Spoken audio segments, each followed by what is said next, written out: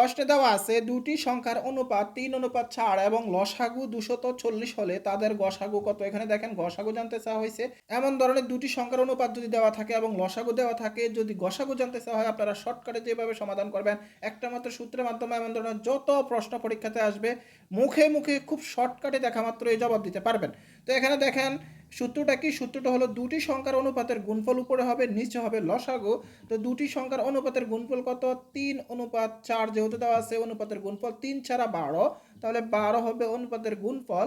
আর যেহেতু বলা আছে নিচে হবে কি, নিচে হবে লসাগু, তাহলে 240 হবে লসাগু। কাটাকাটি করেন 12 দুগুণে 24, তার মানে হবে 20।